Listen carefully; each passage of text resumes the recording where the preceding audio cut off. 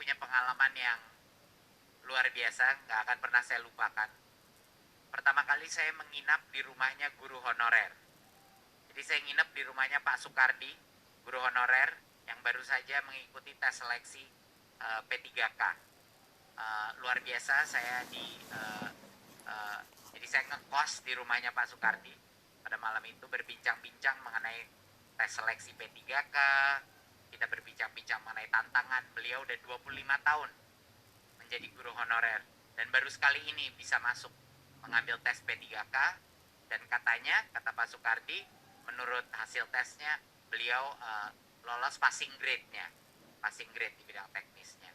Jadi beliau masih menunggu kabar yang akan kita umumkan sebentar lagi bagi yang ronde pertama yang akan lolos PTM. Tapi walaupun Pak Soekardi itu usianya tidak lagi muda, ya, tetapi semangat untuk belajar dan mengabdikan dirinya luar biasa. Beliau itu dapat banyak pekerjaan selama hidupnya dia yang gajinya itu bisa 3-4 kali lebih besar, tapi beliau nggak betah. Katanya, kenapa? Saya tanya. Itu kan gajinya udah 5 kali lipat dari guru honorer. Beliau menjawab, hati saya nggak di situ. Hati saya adalah untuk mengajar. Dan banyak sekali murid-murid berkumpul di rumahnya dia, jadi kita ngumpul di tempat biasanya murid-murid berkumpul sama beliau. Apa sih yang membuat mengajar itu sangat memuaskan? Dan dia menjawab, melihat anak-anak saya sukses. Dia melihat anak-anak didiknya menjadi kepala sekolah, ada yang sudah sukses di bisnis, ada yang menjadi polisi, dan banyak sekali cerita-cerita di mana dia mendapatkan kepuasan yang luar biasa dari mengabdi. Jadi inilah ada banyak sekali guru-guru honorer kita di seluruh Indonesia dengan ambisi, motivasi dan rasa jiwa sosial yang luar biasa. Salut, terima kasih Pak Soekardi untuk udah membiarkan saya menginap satu malam di rumah Bapak. Saya berharap sosok seperti beliau itu bisa menginspirasi yang lainnya untuk mengikuti tes P3K ini. Belum pernah, katanya Pak Soekardi, belum pernah ada kebijakan pemerintah di mana semua guru honorer bisa ikut tes seleksi. Ini belum pernah terjadi. Tapi ini semua akan sia-sia kalau pemerintah daerah tidak mengajukan formasi secara penuh. Jadi apapun yang didengar mengenai ketakutan, mengenai apakah ini anggarannya cukup apa tidak, kami sudah mengulang beberapa kali, anggarannya dan gaji daripada guru P3K akan ditanggung oleh pemerintah pusat dan akan dimasukkan dalam dana transfer ke daerah. Jadi tidak perlu khawatir, ini saatnya mengisi formasi, ya. Banyak sekali daerah dan mungkin banyak kabupaten ya di NTB yang masih belum mengajukan formasi full. Jadi tolong Pak Bupati, dan mohon diinfokan kepada Bapak Bupati dan Ibu Bupati lainnya untuk segera mengajukan formasi. Pengumuman hasil seleksi tahap 1 akan disampaikan sesegera mungkin, mohon kesabaran. Kita menunggu finalisasi dari Panselnas, termasuk mengenai apa saja afirmasi tambahan yang nantinya akan diputuskan. Jadi mohon kesabaran. Jadi kami mengajak semua guru-guru honorer untuk tetap tenang, menunggu pengumuman. Mohon tidak perlu terpengaruh oleh kabar atau informasi yang tidak jelas. Dengarnya dari kita aja informasinya. Ya, dan pemerintah daerah dapat mendukung peserta seleksi ASN P3K ini.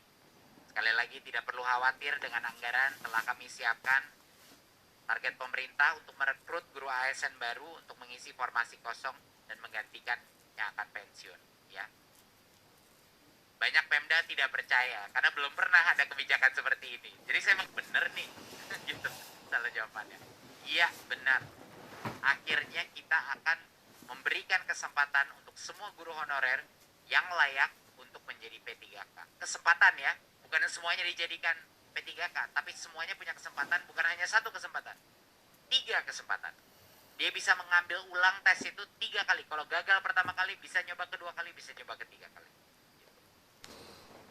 jawab beberapa poin yang besar. Yang pertama adalah mengenai tes P3K ini. Jadi Bapak Ibu, kenapa alasannya selama ini bertahun-tahun tidak pernah diberi kesempatan guru honorer? Adalah karena kita belum menemukan formulanya yang bisa disetujui oleh semua unsur pemerintahan yang terlibat dalam pemilihan P3K, ya. Ada BKN, ada Kemenpan RB, ada Kemenq, ada Kemendikbudristek. Jadi ada berbagai macam insan. Kenapa kita bisa tiba-tiba, dulu tuh formasi paling 30.000, 40.000, 30.000 per tahun. Kenapa bisa tahun ini 500.000 formasi? Itu karena kami hanya bisa mendapatkan formasi itu karena akan ada tes select. Jadi itu adalah suatu hal yang tidak bisa dinegosiasikan. Nah, memang kami mendengar banyak yang keluhan bahwa yang bagian teknisnya itu passing grade-nya terlalu tinggi. Aspirasi tersebut sudah kita berikan kepada Panselnas yang akan memberikan keputusannya. Jadi ini bukan keputusan satu menteri saja, tapi kita jadi ditunggu hasilnya ya. Tapi sudah kami suarakan aspirasi untuk itu. Jadi kita tunggu lihat hasilnya, mohon kesabaran. Tapi Kemdikbudristek senantiasa selalu, kita ini sebelum ada program P3K itu, persiapannya Bapak Ibu, itu 1 tahun sebelumnya. Selama kita lagi kemana-mana pandemi, urusan darurat itu, kita masih memikirkan gimana ini guru-guru honorer caranya. Akhirnya ada celahnya. Jadi mohon ini didukung. Tadi saya baru saja di sekolah PAUD yang gurunya nangis-nangis sama saya bahwa mereka masih menerima upah 100.000, 200.000, sangat menyedihkan. Jadi mohon untuk para Pemda untuk mengetahui bahwa kepala daerah mengetahui bahwa PAUD pun bisa sebagai buka formasi, kami membuka formasi untuk PAUD, guru-guru PAUD. Jadi kalau mungkin belum tahu, ya ini sangat bisa. Tapi tentunya jangan lupa ya, P3K itu harus kerja di sekolah negeri. Memang itu fungsinya P3K adalah ASN.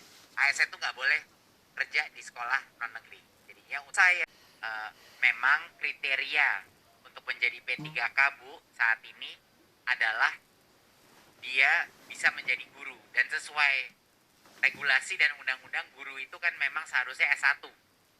Jadi itu masalahnya. Jadi secara administrasi saat ini belum memungkinkan. Jadi benar-benar harus punya S1 gitu. Tapi kami akan upayakan bagaimana caranya biar guru-guru ini masih bisa mendapatkan S1 gitu. Harusnya kita pindahnya ke sana. Gimana caranya untuk membantu pendidikan guru-guru ini untuk mendapatkan ijazah S1. Gitu. Saya rasa itu yang mungkin bisa saya sampaikan pada saat ini ya. Jadinya semoga nanti sisanya bisa dari tim saya akan catat dan